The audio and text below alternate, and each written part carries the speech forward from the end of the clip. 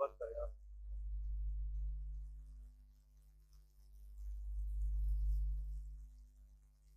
Okay जी, हाँ क्या इसमें रहते हैं। ओके जी, बिस्मिल्लाह रहमान रहीम। नेक्स्ट टॉपिक इज, प्लीज बात है नहीं, हाँ, गोलन बार सिंड्रोम।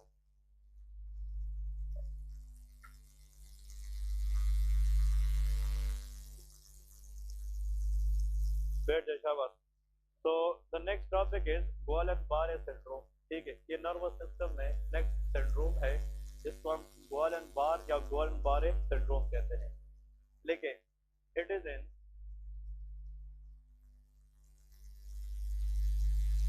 Auto immune. आप लोग बात से पता नहीं क्या करते हैं सारे यार, आप लोग बता दें क्या हो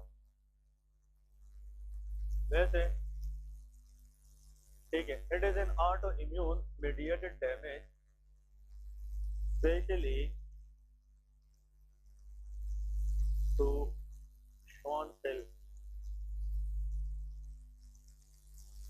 Schwann cell leading to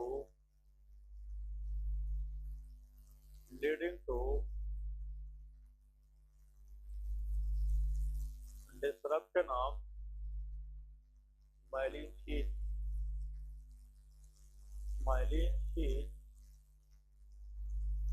in PNS, peripheral nervous system।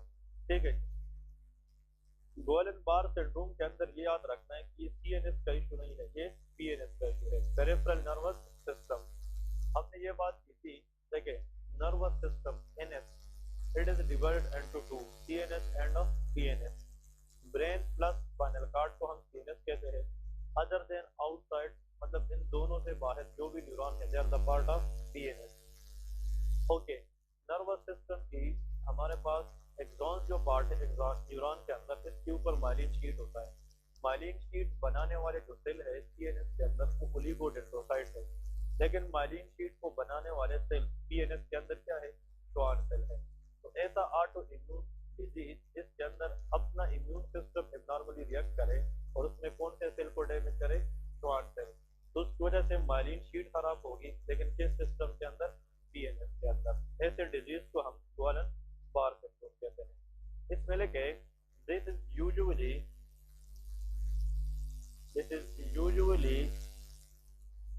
result after viral and campylobacter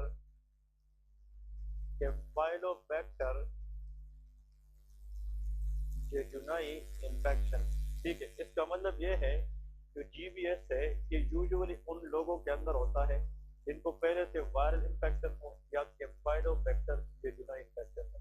कैम्पाइलोबैक्टर जेजुनाई this is a bacteria. ठीक है, 90% गोलन बार सिंड्रोम के अंदर जो इन्फेक्शन चांसेस है वो किसके बाद होते हैं, कैम्पाइलोबैक्टर जेजुनाई।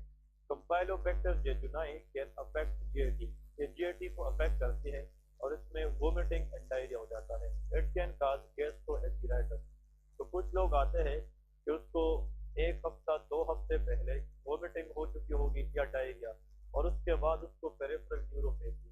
तो वोमिटिंग डायरिया के बाद 2 हफ्ते अगर पेरिफेरल न्यूरोपैथी का पेशेंट आ जाए, इट मीन के जो डायरिया वोमिटिंग है ये किसने कराई थी, कैम्पाइलोबैक्टर जेजुनाई, और इसके खिलाफ एंटीबॉडीज बने थे, और उस एंटीबॉडीज ने जाकर मिस्टेकनली किस सेल को डैमेज किया है, Schwann cell, which lead to myelin sheath disruption. और जब पीएनएस पे माइलिन शीट खराब हो जाए तो there will be peripheral neuropathy, जो पेरिफेरल न्यूरॉन है इसके अंदर प्रॉब्लम आएगी। इसमें लेके clinical features, Guillain Barre syndrome के अंदर पेशेंट कैसे आएगा, what is the clinical feature. तो गोलन बार सिंड्रोम के अंदर क्लिनिकल फीचर में लिखे नंबर 1 के it leads to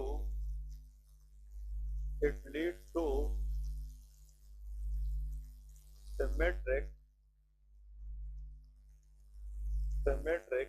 ascending paralysis। ठीक है, followed by proximal muscle weakness, proximal muscle weakness. ठीक है, इसका मतलब ये है इसमें असेंडिंग पैरालाइज होती है। इसका मतलब ये है इस ऑटो इम्यून डिजीज के अंदर जो एक्सॉन डैमेज होता है वो लोअर लिम्ब से स्टार्ट होता है। कहाँ से? लोअर लिम्ब से। मतलब अगर लेफ्ट साइड लेग की पैरालिसिस है उसी टाइम पे राइट साइड की होती है। तो मतलब एक लेग की पैरालिसिस दूसरे लेग की पैरालिसिस पे सिमेट्रिक है कि एसिमेट्रिक? सिमेट्रिक से मुराद यह है कि दोनों साइड की पैरालिसिस होगी। अगर लेफ्ट साइड लेग की है तो राइट की भी होगी, अगर राइट साइड थाई की है तो लेफ्ट साइड की भी होगी। दोनों साइड की पैरालिसिस होगी और वो नीचे से स्टार्ट हो जाएगी और किस साइड पे जाएगी? ऊपर आएगी। ऐसे ब्रांच को हम असेंडिंग पैरालिसिस कहते हैं। तो मतलब डायरिया वोमिटिंग की हिस्ट्री होगी एग्जाम के अंदर और 3 से 4 हफ्ते के बाद पेशेंट को वीकनेस स्टार्ट हो जाएगी लोअर लेग में, और वो वीकनेस नीचे से ऊपर की तरफ आ रही होगी और दोनों लेग में एक जैसे होगी। तो जब भी डायरिया वोमिटिंग के बाद कंपाइलोबैक्टर इन्फेक्शन के बाद सिमेट्रिक असेंडिंग पैरालिसिस की हिस्ट्री आ जाती है, that is think about it syndrome, bar syndrome. और इसके अंदर प्रॉक्सिमल मसल वीकनेस हो जाती है। मतलब ये जो वीकनेस है थाइस मसल के, patient can not able to move properly. अगर उसकी मसल वीक है can the patient can run? No, वो रन नहीं करेगा, वॉक नहीं करेगा। ठीक है, और यहाँ पे लेके the weakness eventually the weakness or paralysis eventually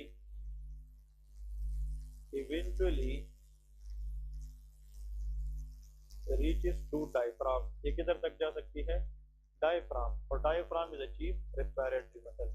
तो अगर ये पैरालिसिस ऊपर आती रही एक टाइम आएगा कि किसको अफेक्ट करे? डायफ्राम। और अगर गुएलेन-बार सिंड्रोम के अंदर डायफ्राम अफेक्ट हो जाए then this is a very very dangerous sign, क्योंकि फिर रेस्पिरेटरी डिस्ट्रेस में बंदा जाएगा और डेथ चांसेस ऑफ ज्यादा होंगे। The most common cause of death in Guillain-Barré syndrome is diaphragm paralysis। वो किस वजह से होती है? डायफ्राम पैरालिसिस की वजह से होती है। ठीक है जी। इसमें नेक्स्ट देखिए tingling and numbness sensation in the hand and feet। tingling and numbness sensation in extremities के अंदर अपर लिम्ब जा सकता है और लोअर लिम्ब भी। मतलब टिंगलिंग और नमनेस इसलिए होती है कि पेरिफेरल न्यूरोपैथी है, और this is the hallmark of peripheral neuropathy कि पेरिफेरल न्यूरॉन इसके अंदर इन्वॉल्व हो जाती है। लेकिन investigation, how we can investigate the patient. हम इन्वेस्टिगेशन में क्या करेंगे? नंबर 1 हिस्ट्री लेते हैं। History is very very important. देखिए हिस्ट्री हम लेंगे, पेशेंट आएगा वो कहेगा डॉक्टर साहब उसकी जनाब लोअर लिम्ब में वीकनेस है, वो चाहते हुए भी जनाब रन नहीं कर सकता, वॉक नहीं कर सकता, और उसकी जो वीकनेस है वो स्टार्ट हो गई है नीचे से और अब किधर आ रही है? ऊपर की तरफ। और पेशेंट को हम ये बताते हैं कि आपकी जो लेफ्ट साइड लेग है उसमें जो वीकनेस है आया वो वीकनेस राइट में भी है कि नहीं? वो कहते हैं दोनों में एक जैसी वीकनेस है, जिसका मतलब सिमेट्रिक वीकनेस है। फिर हम पेशेंट से ये पूछते हैं कि इस वीकनेस से पहले आपको कुछ हफ्ते पहले, 2 हफ्ते 3 हफ्ते पहले वोमिटिंग या डायरिया तो नहीं हुआ था? Because we are ruling out which infection? Campylobacter jejuni. अगर ये हुआ था इन्फेक्शन और फिर बाद में ये चीज हो गई है, इसका मतलब इस इन्फेक्शन के खिलाफ एंटीबॉडीज बने थे और वो एंटीबॉडीज जाकर नॉर्मल सेल को डैमेज कर चुके हैं, श्वान सेल को। Then we are talking about Guillain Barre syndrome. तो गुएलेन-बारे सिंड्रोम के अंदर जब भी पेशेंट आती है तो फॉर एग्जांपल हिस्ट्री लेना बहुत important. History can make the diagnosis stronger. ठीक है, इन्वेस्टिगेशन में सबसे पहले हम हिस्ट्री लेते हैं, फिर एग्जामिनेशन करते हैं, पेशेंट की एग्जामिनेशन करते हैं। ओके, पेशेंट की जब एग्जामिनेशन करते हैं उसकी लेग को पकड़ते हैं, उसकी लेग में जो है वो सही तरीके से पावर नहीं होगी, लॉस ऑफ पावर। आप लोगों ने टेंडन रिफ्लेक्स का नाम सुना है कि नहीं? मतलब जो न्यूरोलॉजी के अंदर हेमर यूज होता है और यहाँ पे मारते हैं टेंडन। तो जो पटेला टेंडन रिफ्लेक्स है वो स्ट्रांग होगी कि वीक होगी? वीक। तो लोअर टेंडन रिफ्लेक्स, पटेला टेंडन रिफ्लेक्स वीक होगी और जो मसल टोन है वो भी कम हो जाएगी। तो there will be a type of flaccid paralysis. ये कौन सी पैरालिसिस है? Flaccid paralysis. पेशेंट अपने हाथ पैर को मूव नहीं कर सकेगा, पैरालिसिस होगी लेकिन पावर जो है वो एक्सट्रीमिटी के अंदर कम हो जाती है। इसका मतलब ये है एग्जामिनेशन के सामने लिखे डिक्रीज टेंडन रिफ्लेक्स। इनकी जो टेंडन रिफ्लेक्स है हम चेक करेंगे ये भी कम होगा। और number 2, loss of power. Loss of power मतलब इन लोगों की जो मूवमेंट पावर है मसल के अंदर वो कम हो जाती है। फिर इसके बाद नेक्स्ट देखिए very important diagnostic test, anti myelin sheath, anti myelin sheath antibody. मतलब ये है कि इन लोगों के अंदर जो डायग्नोस्टिक टेस्ट है वो क्या है, एंटी माइलिन शीट एंटीबॉडी। और एंटी माइलिन शीट एंटीबॉडी का दूसरा नाम है that is anti Schwann cell antibody. इन लोगों के अंदर जो एंटीबॉडी पॉजिटिव आएगी या तो वो श्वान सेल के खिलाफ बनेगी या माइलिन शीट के खिलाफ बनेगी। तो अगर किसी इन्फेक्शन के बाद सिमेट्रिक असेंडिंग पैरालिसिस की हिस्ट्री आ जाए और उस पेशेंट के अंदर एंटी श्वान सेल या anti myelin sheath antibody positive भी आ जाए, then this is the hallmark of Guillain Barre syndrome. इसके अंदर लिखे treatment, how we can treat this patient. Treatment लिखे साइड पे, इसको हम ट्रीट कैसे करेंगे। इनिशियली गुएलेन-बारे सिंड्रोम के अंदर हम स्टार्ट करते हैं इंट्रावीनस इम्यूनोग्लोबुलिन IVIG, ठीक है, intravenous immunoglobulin, IG stand for immunoglobulin. यहाँ पे लिखे दिस एंटीबॉडी, ये भी क्या है, एंटी इम्यूनोग्लोबुलिन क्या होती है, antibody. This antibody decrease the production of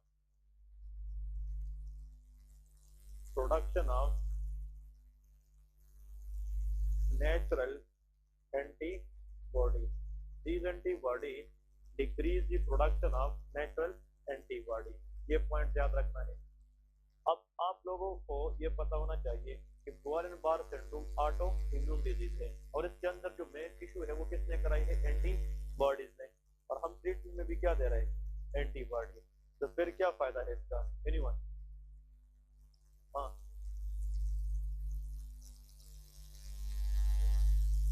okay, very good, next, excellent, next. मैं फिर बता रहा हूँ, this Guillain Barre syndrome is auto immune disease. इसके अंदर अपना इम्यून सिस्टम मिस्टेकनली रिएक्ट करके टिश्यू को डैमेज कर देता है। लेकिन इसकी ट्रीटमेंट में भी हम कहते हैं IVIG, that is a type of antibody. तो अगर डैमेज एंटीबॉडी ने की है तो हम एंटीबॉडी फिर ट्रीटमेंट में क्यों दे रहे हैं। इसका वजह यह है इसमें जो डैमेज हो चुकी है that is done by natural antibody. ये बॉडी की अपनी एंटीबॉडी नहीं है, लेकिन दिस इज सिंथेटिक एंटीबॉडी। ये क्या है, सिंथेटिक। ये जो एंटीबॉडी है बाहर से जो हम इंजेक्शन में देंगे, it do not react against which cell, Schwann cell. लेकिन ये एंटीबॉडी जब हम ज्यादा लगाएंगे इंजेक्शन में तो उसका सीरम लेवल क्या हो जाएगा, ज्यादा। तो इम्यून सिस्टम इनडायरेक्टली सप्रेस होगा क्योंकि ऑलरेडी एंटीबॉडी बढ़ गए हैं ब्लड में। तो फर्दर नेचुरल एंटीबॉडी प्रोडक्शन क्या हो जाएगी, कम हो जाएगी। जब वो नहीं होगी तो टिश्यू डिस्ट्रक्शन भी कम हो जाएगी। क्लियर है कि नहीं? तो natural antibody has the ability to attack on Schwann cell, लेकिन जो सिंथेटिक एंटीबॉडी हम बाहर से देते हैं IVIG की शक्ल में, वो श्वान सेल के खिलाफ रिएक्ट नहीं कर सकती। बात समझ गए कि नहीं? तो therefore the most important treatment of choice for Guillain Barre syndrome that is IVIG। ठीक, नेक्स्ट देखिए प्लाज्मा पेरेसिस। हम क्या कर सकते हैं, plasmapheresis. Anyone what is plasmapheresis? मतलब taking blood from the patient and centrifuge. Centrifuge का नाम सुना है कि नहीं? लेबोरेटरी के अंदर सेंट्रीफ्यूज मशीन होता है। हम ब्लड लेते हैं, देखिए ब्लड लेते हैं और उसको लेबोरेटरी के अंदर क्या करते हैं, सेंट्रीफ्यूज करते हैं और इसके अंदर जो एबनॉर्मल एंटीबॉडीज है उसको रिमूव करके जब ब्लड को रिफ्रेश बनाते हैं तो वो दोबारा रीइंफ्यूज करते हैं। इस वजह से हम ब्लड के अंदर जो एंटीबॉडी लोड है वो क्या कर सकते हैं, कम कर सकते हैं, ताकि एंटीबॉडी लोड कम करें और टिश्यू डिस्ट्रप्शन के चांसेस कम कर सके, ताकि किस सेल को हम बचा सके, श्वान सेल को बचा सके। So plasma paresis is a technique in which blood is taken from the patient, centrifuge it and it make it free from abnormal antibody। और जब एंटीबॉडी हम फ्री करें ब्लड से तो वही फ्रेश ब्लड दोबारा पेशेंट को क्या करे, रीइंफ्यूज करे। That is known as plasmapheresis. इसके बाद देखिए सिर्फ हेडिंग देखिए। Number 3 is ventilator. हम पेशेंट किस पे रख सकते हैं, वेंटिलेटर पे। ठीक है, वेंटिलेटर पे हम वेंटिलेटर पे हम उन पेशेंट को रखते हैं जिन पेशेंट में डायफ्राम का इन्वॉल्वमेंट होता है। If diaphragm is paralysed can the patient take oxygen? No. तो हम उसको फिर मैकेनिकली मशीन के जरिए ऑक्सीजन प्रोवाइड करते हैं। तो हम फिर पेशेंट को किस मशीन पे रखते हैं, वेंटिलेटर पे रखते हैं। तो वेंटिलेटर पे गुएलेन-बारे सिंड्रोम के अंदर उन पेशेंट को रखा जाता है who do not take their oxygen properly, मतलब those people who are in respiratory distress, जो किसमें होते हैं, respiratory distress में होते हैं। ठीक है, ये पॉइंट्स आप लोगों ने याद रखने हैं और इसके लिए एक नोट लेके, नोट इज वेरी इंपॉर्टेंट। ठीक है, कॉर्टिकोस्टेरॉइड मैं नोट यहाँ पे लिखता हूँ, नोट लेके उसके नीचे नोट लेके corticosteroids are not effective in Guillain-Barré syndrome। ये भी बहुत बहुत इंपॉर्टेंट सेंटेंस है। ठीक है, Guillain-Barré syndrome, इसके पीछे मैंने बहुत सी रिसर्चेस देखी है लेकिन कोई ऑथेंटिक इसके बारे में कोई है नहीं। लेकिन देखिए ये कंसेप्ट है कि जहाँ पे ऑटो इम्यून डिजीज होता है तो हम क्या देते हैं, कॉर्टिकोस्टेरॉइड देते हैं। ये इम्यूनो क्या है, सप्रेसिव है, ये एबनॉर्मल एंटीबॉडी प्रोडक्शन को कम करती है। इनिशियली गुइलेन-बारे सिंड्रोम पेशेंट को भी कॉर्टिकोस्टेरॉइड देते रहे लेकिन उसकी जो हालत है वो डिटोरिएट होती रही, वो खराब होती रही। तो बाद में डॉक्टर ने अभी तक रिसर्च पे रिसर्च कर रहे हैं लेकिन ये बात पता नहीं चली कि why these patient corticosteroid are contraindicated. लेकिन ये देखा गया है कि कॉर्टिकोस्टेरॉइड, सिर्फ एक चीज आप लोगों को बता रहा हूँ, जाकर आप लोग इसको कहीं पे अप्लाई करें कि गुइलेन-बारे सिंड्रोम ये ऑटो इम्यून डिजीज है लेकिन इसके बावजूद भी इसके अंदर कॉर्टिकोस्टेरॉइड हम नहीं दे सकते। ये बहुत इंपॉर्टेंट है। इसका एक रीजन मैं बताता हूँ, कुछ बुक कहते हैं कि इस सिंड्रोम के अंदर कौन से सेल डैमेज है, श्वान सेल, और श्वान सेल को हमने फिर रिपेयर करना है क्योंकि पीएनएस का इशू है। पीएनएस के अंदर श्वान सेल में भी रिपेयर, लेकिन सीएनएस के अंदर ओलिगोडेंड्रोसाइट रिपेयर नहीं होते। Number one, neurons of CNS are irreparable but neurons of CNS में भी रिपेयरेबल, इसमें फर्क है। दूसरी बात यह है कि जो श्वान सेल डैमेज है गुइलेन-बारे सिंड्रोम के अंदर, उसको हमने दोबारा रिपेयर करने हैं और रिपेयर करने के लिए मैक्रोफेज एक्टिविटी चाहिए। क्या चाहिए, macrophage. Macrophage release some cytokine which help in the repairing of Schwann cell, और macrophage is our immune system part. ये हमारी इम्यूनिटी का एक हिस्सा है कि नहीं, लेकिन कॉर्टिकोस्टेरॉइड का काम इम्यूनो क्या है, सप्रेशन है। अगर ये हम देंगे तो मैक्रोफेज क्या रह जाएंगे, सप्रेस, और जब मैक्रोफेज सप्रेस रह जाएंगे तो वो साइटोकाइन रिलीज नहीं करेंगे, तो there will be non repairing process of Schwann cell, तो डिजीज मजीद बिगड़ती रहेगी। इसका मतलब यह है कि corticosteroid use in Guillain Barre syndrome delay the repairing of Schwann cell. ये श्वान सेल की क्या डिले करता है, repairing by suppressing the macrophage. ठीक है, ये चीज अगर आप लोग किसी को कहेंगे तो पीपल विल बी वंडरफुल। लेकिन आप लोग Guyton and Hall physiology, Sembulingam physiology, even ये फर्स्ट एड भी उठाकर देखेंगे, सिर्फ इसमें ये लिखा है कि corticosteroid is contraindicated in Guillain Barre syndrome, इसके अंदर नहीं देते हैं। रीजन किसी ने नहीं बताया है, लेकिन ये बुक के अंदर मैंने पढ़ा है कि जो कॉर्टिकोस्टेरॉइड है इम्यूनिटी को सप्रेस करता है और ये श्वान सेल की रिपेयरिंग को डिले कर देता है। ठीक है जी, ये इसका मेन पॉइंट है। इसके बाद the next condition we will discuss is multiple sclerosis. Next condition लिखे, what is meant by multiple sclerosis. Ji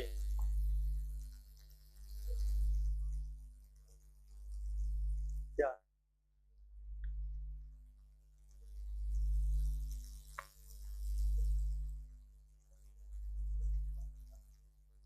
okay, according to him कि अगर कॉर्टिकोस्टेरॉइड हम कुछ देर तक देंगे, ये तो कुछ देर तक सप्रेशन करेगा और इसको हम जब फिर देना छोड़ देंगे तो फिर तो अपना वर्क नहीं करेगा।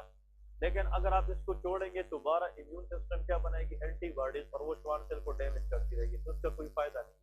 क्योंकि Guillain Barre syndrome should be treated for longer time, ये एक्यूटली ट्रीट नहीं किया जाता, इसमें बहुत टाइम लगता है। ठीक है, नेक्स्ट देखें, और श्वान सेल की रिपेयरिंग में तकरीबन 3 से 4 महीने लगते हैं, तो एक श्वान सेल को रिपेयर करने में मंथ लग जाते हैं, नॉट डेज। ठीक है, तो इस डेज की ट्रीटमेंट भी लॉन्ग टर्म है। नेक्स्ट देखें, multiple sclerosis. Anyone in the class comment on this disease, या नाम सुना है कि नहीं? हाँ, ओके, एक्सीलेंट। नेक्स्ट, हाँ जी, बस वो हो गई। और सेम, कुछ और बोले फिर सेम आ जाएगा। हाँ हाँ, नेक्स्ट, ऐसे लोग जो पहली दफा ये नाम सुन रहे, कितने लोग हैं? ओके गुड, ठीक है, गुड, सही है। लेकिन auto immune, auto immune mediated, ये सारे पहली दफा सुन रहे हो यार, ऑलमोस्ट सारे पहली दफा ही सुन रहे हो। हाँ ना, ठीक है, अब बताना ना बताना तो। हाँ मतलब ये है नहीं, कुछ लोग हैं आई नो दैट, लेकिन 90% सारी मतलब सारे जो है वो पहली दफा सुन रहे हो। लेकिन एक्ट ऐसा करें जिस तरह इसके ऊपर आप लोगों ने थीसिस लिखी है, क्लियर है क्या नहीं? हाँ जी। तो लेकिन auto immune mediated damage to, बस रिफ्रेश हो गए ना, अब इधर फोकस करें। Auto immune mediated damage to oligodendrocyte, oligodendrocyte lead to demyelination and where CNS, ये किसका इशू है? CNS का इशू है, ठीक है, क्योंकि oligodendrocyte it is the cell responsible for myelin sheath in CNS। देखिए गुएन-बार सिंड्रोम ये CNS का मसला था, लेकिन मल्टीपल स्क्लेरोसिस CNS का मसला है। उसमें भी माइलिन शीट का इशू है, इसमें भी माइलिन शीट का इशू है, लेकिन उसमें श्वान सेल डैमेज होते हैं, इसमें ओलिगोडेंड्रोसाइट डैमेज होते हैं। इसमें लेके it is usually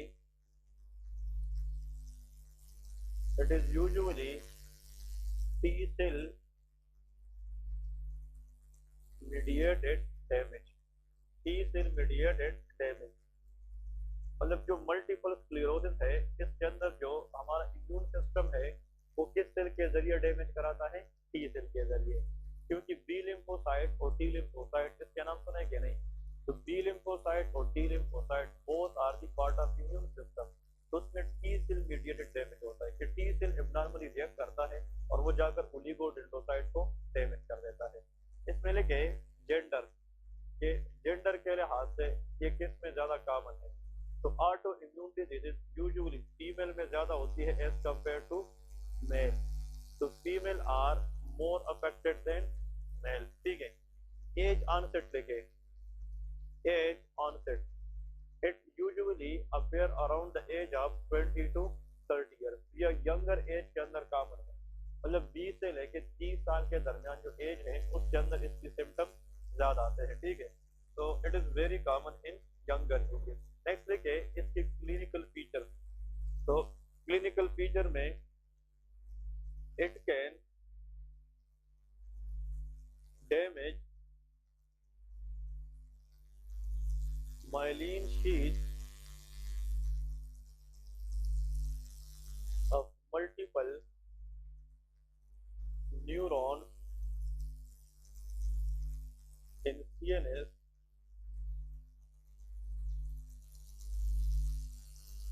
leading to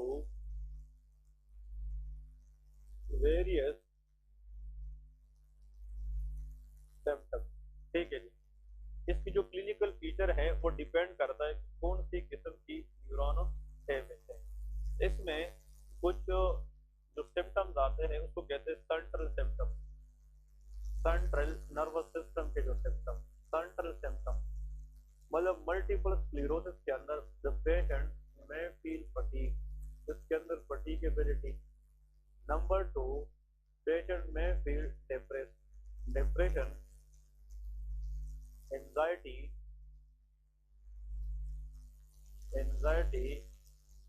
and social withdrawal.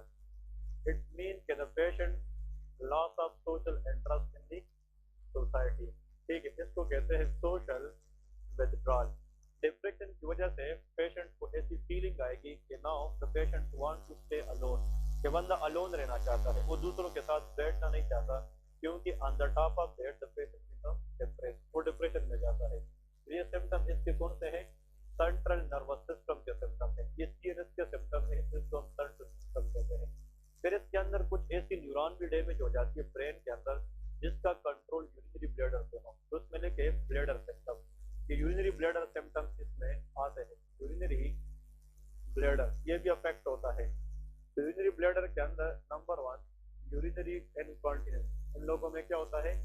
urinary incontinence, a condition in which the patient cannot able to hold urine, that is called urinary incontinence. इसमें लेके dribbling of urine, patient से क्या होगी, dribbling of urine. अब इसमें दो चीजें याद रखें, जो मल्टीपल स्क्लेरोसिस के पेशेंट आते हैं इसमें वेरिएबल सिम्टम्स होते हैं।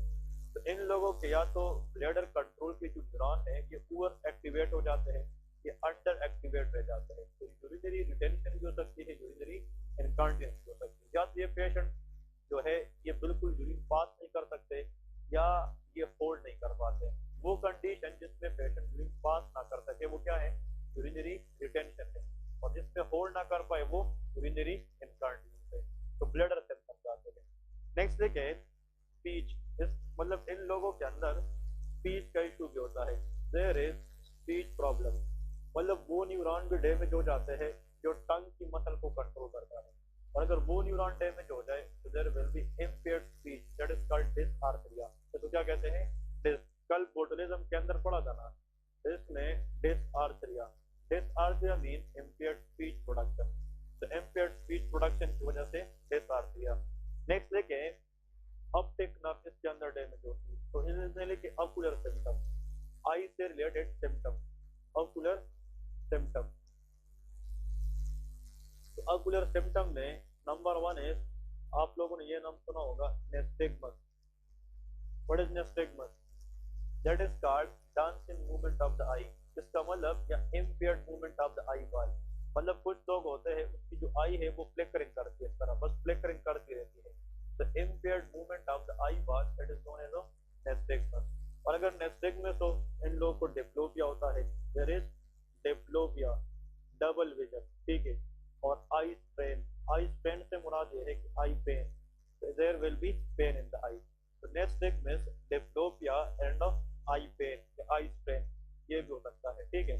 नेक्स्ट देखें इन लोगों में जो bowel problem, bowel mean GRT, कुछ न्यूरॉन ऐसे भी डैमेज हो जाती है कि वो जीआरटी पे कंट्रोल रखती है, इसके नीचे लेके फिफ्थ नंबर जीआरटी या बावल प्रॉब्लम, बावल से मुराद क्या है, intestine, there may be constipation in multiple sclerosis और even may the patient develop diarrhoea, patient को डायरिया भी हो सकती है और कॉन्स्टिपेशन भी हो सकती है, तो ये बावल मूवमेंट है, ठीक है। नेक्स्ट इसमें अनदर इज मसल, मसल के ऊपर जो इफेक्ट है इसका, ठीक है, मसल, तो मसल में इन लोगों के अंदर इनवॉलंटरी मूवमेंट होती है, that is called intention tremor, there will be intention tremor, multiple sclerosis patient develop intention tremor. अब ये सारे सिम्टम, ये सारे एक दफा भी आ सकते हैं, उनमें से कुछ सिम्टम भी आ सकते हैं, मतलब ये है कि वेरिएबल सिम्टम से मुराद ये है कि a lot of symptoms will be there, लेकिन इन सब सिम्टम का होना जरूरी नहीं है। इसका मतलब ये है कि एमसीक्यू के इसके सामने कि विच ट्राइएड से हमारा क्या है, combination of three things is usually seen in multiple sclerosis. वो कौन सी ट्राइएड है जो मल्टीपल स्क्लेरोसिस के अंदर पाया जाता है, anyone, it's called Charcot triad, इसका नाम क्या है, Charcot triad, Charcot triad. Charcot was a neurologist, इसने कॉम्बिनेशन ऑफ थ्री थिंग्स मालूम की थी जिसपे हम इस कंडीशन के क्या करते हैं, डायग्नोसिस करते हैं। तो चारकोट ट्राइएड के अंदर कितनी बातें होनी चाहिए, हाँ जी, तीन बातें होनी चाहिए, ठीक है। नंबर वन, इसके अंदर आप लोग इसको याद रखें सिन के नाम से, SIN, तो इसका मतलब ये है, S stand for cad speech, S for cad speech, speech which is not understandable, that is called dysarthria। इसको स्टार करें, ये पूर्ण है। मल्टीपल स्क्लेरोसिस के अंदर जो टंग मसल है ये यूजुअली अफेक्ट होती है, तो there will be cad speech which is known as of dysarthria। Next देखें इंटेंशन ट्रेमर, नेक्स्ट क्या है, intention tremor, intention tremor is also very very important, ठीक है, इंटेंशन ट्रेमर ये भी बहुत इंपॉर्टेंट है। और नेक्स्ट इसमें आप लोग लिख सकते हैं, नेक्स्ट देखिए आई, मैंने आप लोगों को क्या ट्रिक बताया है, SI, हाँ जी, N, कितनी चीजें याद रखनी है, 3, तो क्यों ट्राइएड के अंदर तीन चीजें होती है, तो चारकोट ट्राइएड के अंदर ये तीन चीजें आप लोगों ने याद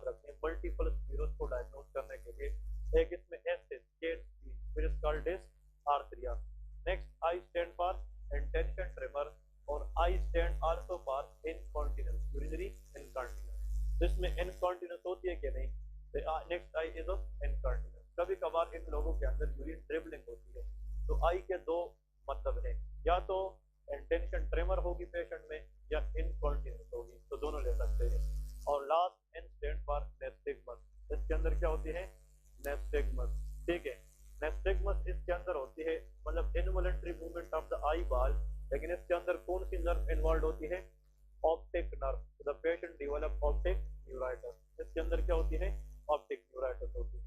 नेक्स्ट पॉइंट ये याद रखना है, ये जो मल्टीपल स्क्लेरोसिस है, नीचे नोट में लिखे MS stand for multiple sclerosis has the ability to recur. मतलब ये है, इसकी रीअकरेंस रेट क्या है?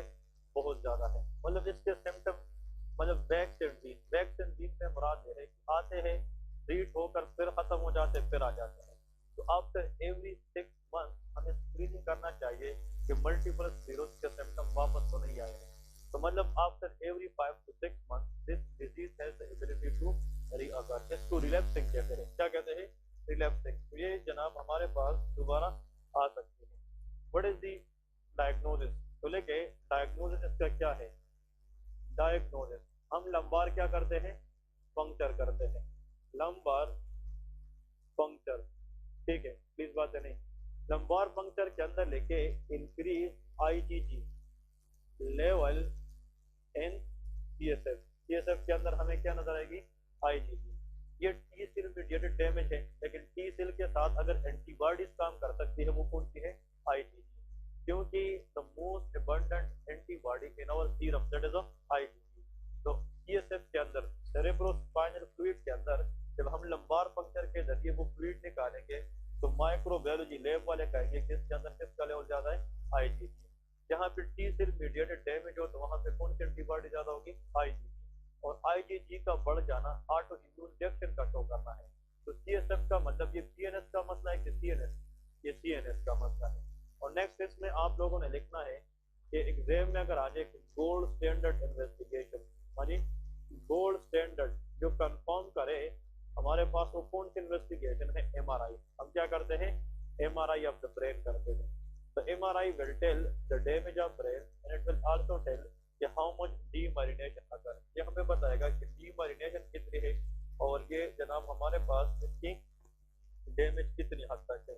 तो हमें कौन बता सकता है? शाबाश, that is very good, that is MRI। और MRI के ऊपर जो एबनॉर्मल लीजन हमें नजर आती है ब्रेन के अंदर, उसका नाम है ओलिगो, इसका नाम है बैंड, इसको हाँ ओलिगोक्लोनल बैंड। इसको क्या कहते हैं? Oligoclonal band. Abnormal lesion in the brain which is seen on MRI in multiple sclerosis, that is oligoclonal band। ये ओलिगोक्लोनल बैंड एग्जाम के अंदर जरूर आता है। ये रेडियोलॉजिकल फाइंडिंग है मल्टीपल स्क्लेरोसिस। फिर इसके बाद देखिए ट्रीटमेंट। इसके हम ट्रीटमेंट क्या स्टार्ट करेंगे? What is the treatment of this condition? इसमें हम सबसे पहले स्टीरॉयड स्टार्ट करते हैं। क्या स्टार्ट करते हैं? कॉर्टिकोस्टेरॉइड। देखें यहाँ पे लिखे ट्रीटमेंट में start intravenous steroid for acute flare. What is this word mean? Acute flare से मतलब क्या है? अगर मल्टीपल स्क्लेरोसिस पेशेंट है और उसको बैठे बैठाए सिम्टम एकदम बढ़ गए, that is called acute flare. तो उसके अंदर सिम्टम को कम करने के लिए हम क्या देंगे? स्टीरॉयड देंगे, लेकिन उस रूप से देंगे जिसकी बायो अवेलेबिलिटी 100% हो। तो हम IV फॉर्म में देते हैं। तो IV स्टीरॉयड तब देते हैं जब सिम्टम एकदम क्या हो जाए? बढ़ जाए। लेकिन अगर मल्टीपल स्क्लेरोसिस पेशेंट है, उसमें सिम्टम जरूर है, तो उसको हम ओरल क्या देते हैं? स्टीरॉयड देते हैं। IV स्टीरॉयड इमरजेंसी में दिया जाता है, जिसमें एकदम ही सिम्टम क्या हो जाए? वो बढ़ जाए। नेक्स्ट इसमें इंटरफिरान दिया जाता है। इंटरफिरान नाम सुना है क्या? नहीं। We can also give interferon. इसको कहते हैं इम्यूनोसप्रेसिव। इंटरफिरान के कई अकसाम हैं, alpha interferon, gamma interferon and beta interferon. The most effective interferon in multiple sclerosis is beta interferon. Interferon के सामने ब्रैकेट में लेके बीटा नेचर इंटरफिरान देते हैं।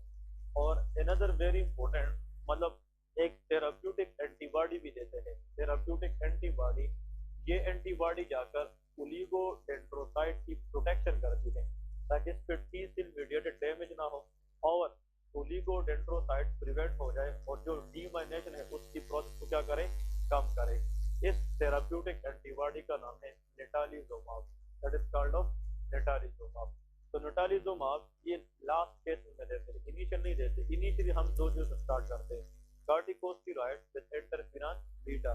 लेकिन अगर पेशेंट डिटोरिएट होती रहे बादफल और पेशेंट की हालत खराब होती रहे और आखिर में पेशेंट मजीद उसको न्यूरोलॉजिकल सिम्टम्स आ जाए तो आखिर में last but not the least हम अगर एक एंटीबॉडी ट्राई कर सकते हैं, दैट इज कॉल्ड ऑफ नेटालिजोमाब।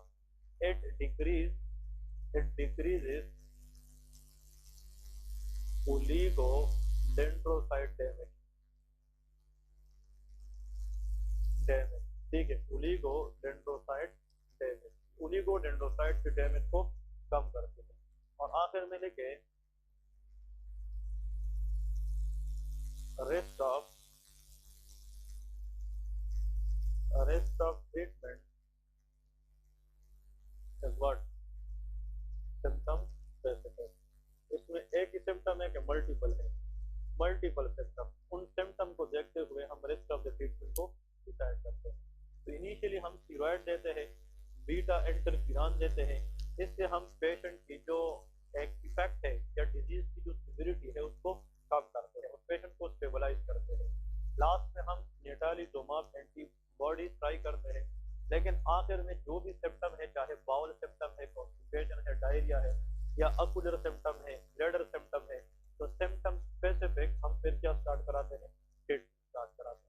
ठीक है, ये हमने ऑटो इम्यून डिजीज पढ़ लिए। एक पीएनएस का तौर को सीएनएस, पीएनएस के अंदर ऐसा ऑटो इम्यून डिजीज जो श्वान सेल को डैमेज करे उसका नाम गुएन-बार सिंड्रोम है, और जो सीएनएस के अंदर ओलिगोडेंड्रोसाइट को डैमेज करे उसका नाम मल्टीपल स्क्लेरोसिस है। ठीक है जी। नेक्स्ट इसके बाद हमारे पास न्यूरॉन है, अपर मोटर न्यूरॉन लीजन और लोअर मोटर न्यूरॉन लीजन। हाँ, बात करें। ओके, ओके, आप लोग देखे जो बेसिक्स वाले हैं सुन ले। आप लोग का कमिंग थर्सडे को एंटीमाइक्रोबियल एजेंट में टेस्ट होगा। ठीक है, थर्सडे को इसमें पूरी एंटीबायोटिक भी होगी, एंटीवायरल, ठीक है, और एंटी फंगल। ठीक है, ये टेस्ट होगा। बात समझ गए कि नहीं? हाँ, नेक्स्ट आज कोई आया नहीं है? नहीं, टेस्ट का फायदा नहीं है ना। बात सुने, टेस्ट असल में एक बात मैं आप लोगों को फ्रेंकली बात बता रहा हूँ, सुन ले। आप लोग के जिधर भी दोस्त हो ना, इधर देखे, आप लोग के जिधर भी दोस्त हो, चाहे वो किसी भी जगह पे पढ़ता हो ना, ये मैं आप लोगों को वैसे ओवरऑल बात कर रहा हूँ, चाहे वो जिधर भी हो, आप लोग के बहुत से दोस्त होंगे कि और अकेडमीज में पढ़ रहे होंगे, बहुत से ऐसे जानने वाले, उससे किसी एक दिन पूछे कि आप लोगों से टेस्ट देते हैं। कोई भी ऐसी अकेडमी है जहाँ पे टेस्ट होता है, टेस्ट सेशन के लिए आप लोगों को एक्स्ट्रा पे करना पड़ता है। बात समझ गए कि नहीं? अब यहाँ पे जो टेस्ट सेशन हम अरेंज करते हैं, इसका मतलब यह है कि आप लोग कुछ पढ़ सके और आप लोग सीख सके, ये चांस है। एक टेस्ट को बनाने में मुझे 2 से 3 घंटे टाइम लगता है। डेफिनेशन से तो बंद एमसीक्यूज नहीं बना सकता ना, एमसीक्यूज वो है जो स्टूडेंट को कंफ्यूज करे। समझ गए कि नहीं? तो अगर टीचर टेस्ट बनाने पे 2 से 3 घंटे आप लोग के लिए लगाए और फिर आप लोग टेस्ट के दिन गायब हो जाए। आज हम क्लिनिकल साइंस पढ़ रहे ना, कुछ लोग बैठे, वजह है कि आज टेस्ट था ईएनटी। तो एक्चुअली अगर आप लोग टेस्ट देने में विलिंग नहीं है तो फिर मैं भी तो फायदा नहीं, फिर नहीं लेंगे टेस्ट, एटलीस्ट क्लास लेने के लिए करें। और जिस दिन टेस्ट होता है कोई बंदा विलिंग नहीं है, पहले से बताए कि सर मैंने नहीं देना, चाहे 2 बंदों ने टेस्ट देना है, हम उस हिसाब से फिर टेस्ट अरेंज करें, चाहे 200 ने देना उस हिसाब से करें। जिसने नहीं देना वो विलिंगली बताया करे, सिर्फ क्लास में बैठा करे और क्लास के बाद जाया करे, कोई नहीं। लेकिन जो बंदा टेस्ट सेशन से अपने आप को गुजारेगा, उस बंदे की नॉलेज की रिफ्रेशमेंट होगी, वो अपनी नॉलेज को रिफ्रेश करा के जाएगा। दूसरी बात, चाहे बंदा पढ़े या ना पढ़े, टेस्ट के लिए बंदा जरूर पढ़ता है। बात समझ गए क्या नहीं?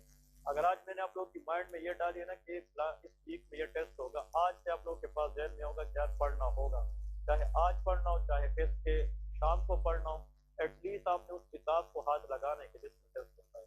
टेस्ट के बगैर बगैर आप किताब उठाते नहीं, समझ गए कि नहीं। ये चीज कंफर्म करे, ये मैंने सबसे पूछना है। ये मैंने एक लिस्ट बनानी है, मंडे को एक एक नाम लिखना है, जिसने टेस्ट देना है मैंने उसके नाम लिखना है ताकि उसको टेस्ट मिले, फिर उसका राइट है।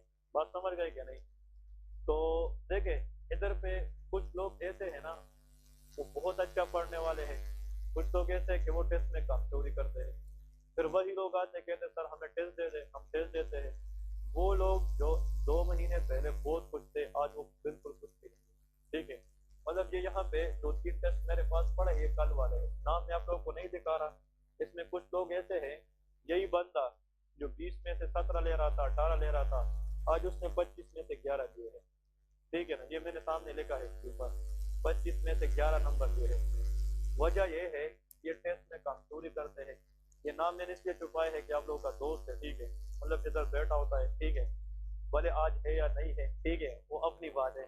लेकिन कहने का मतलब इस तरह मेरे पास और भी एग्जाम्पल है, यही लोग होंगे एक साल बाद फिर आएंगे कहेंगे कि सर मुझे कुछ पढ़ा है, मुझे तो फिर कुछ नहीं आएगा। मेरा यही मतलब है कि आप लोग एक दफा घर से निकले तो एक दफा पढ़ के जाए, फिर बार बार न बंदा निकल सकता है न आने वाले टाइम का कुछ पता होता है। आने वाला टाइम क्या है, आज है, अगला दिन पिछले दिन से ज्यादा मुश्किल होता है, ऐसा है कि नहीं है।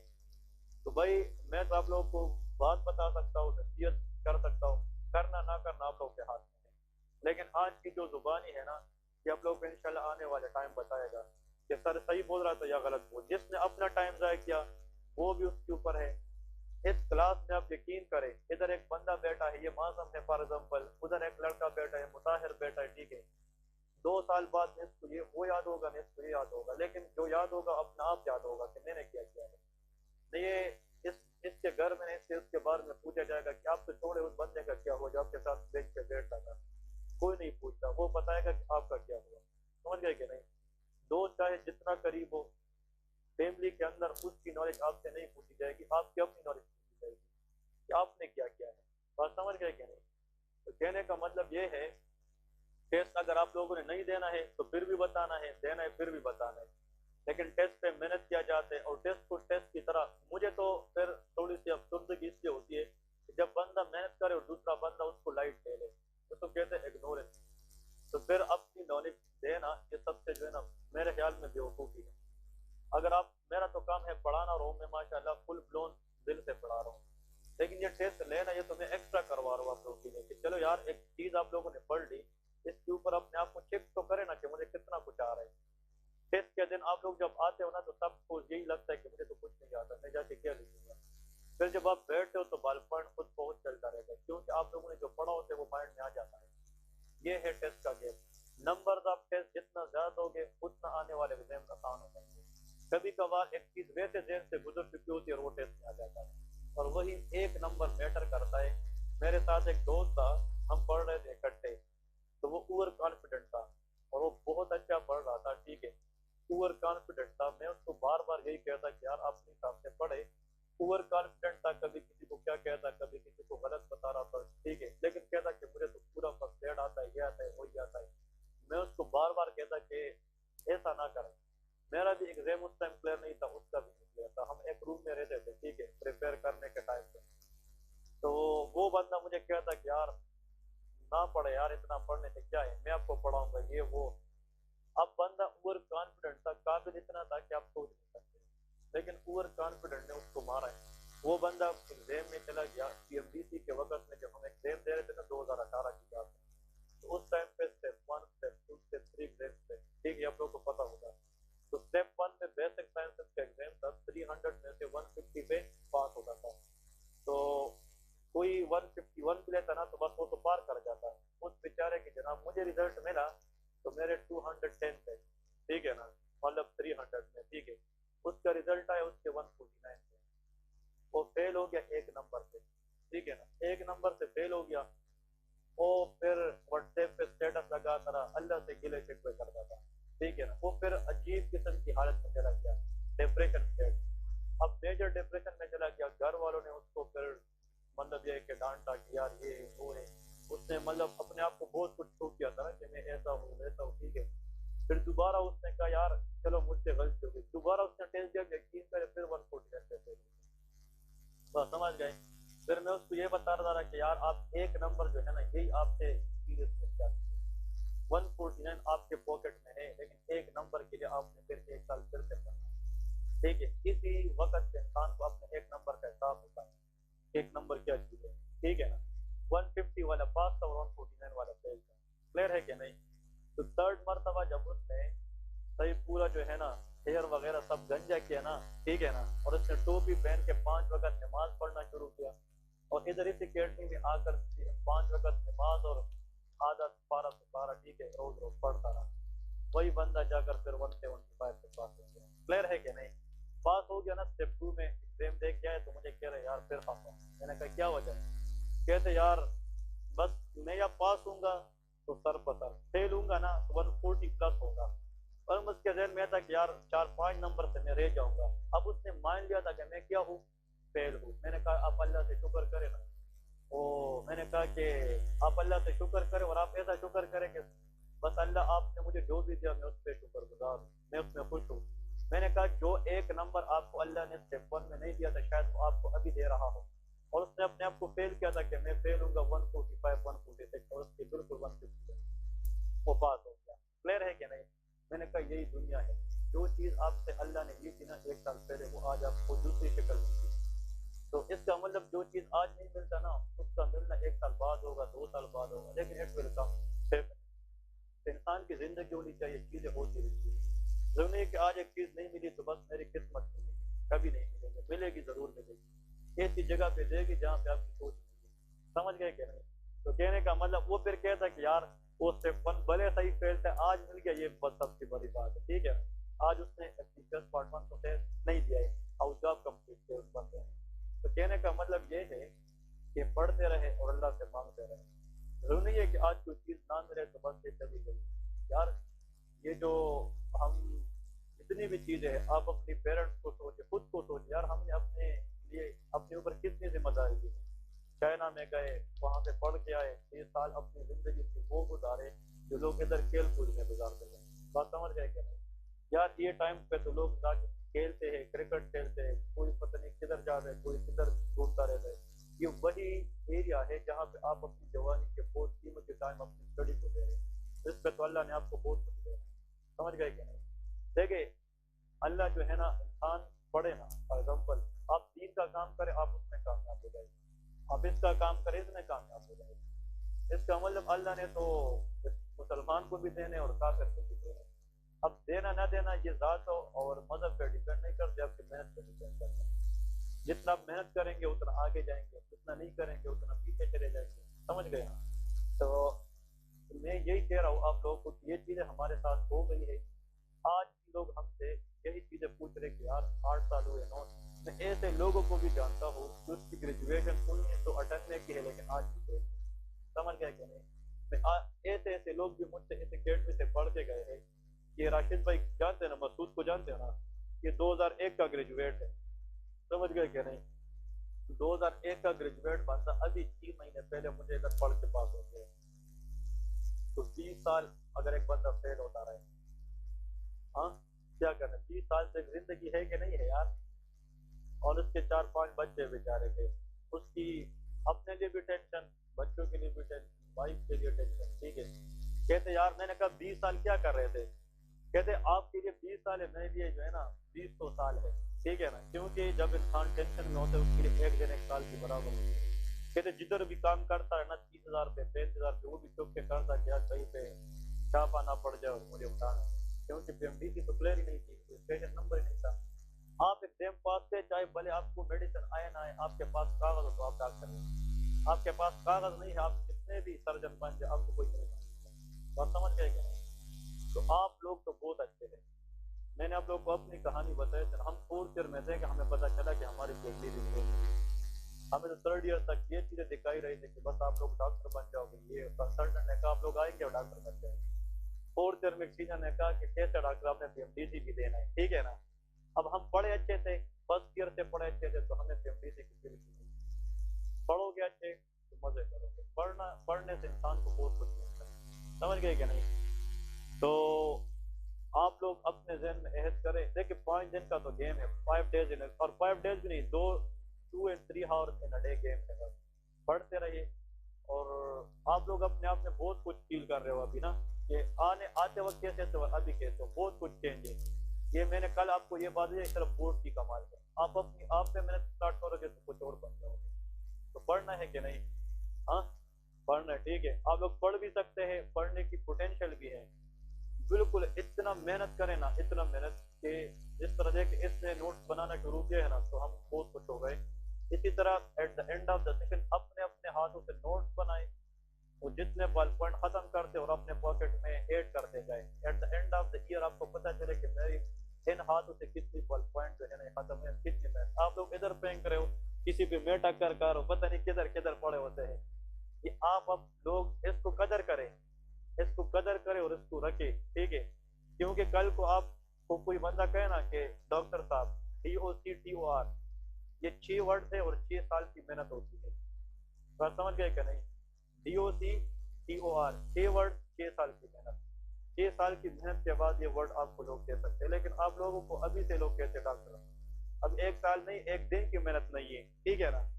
ये पता है, ये आप लोग की कमाल नहीं है, ऊपर वाले की देन है। समझ गए क्या नहीं? इंसान कुछ नहीं है, ये ऊपर वाले की देन है।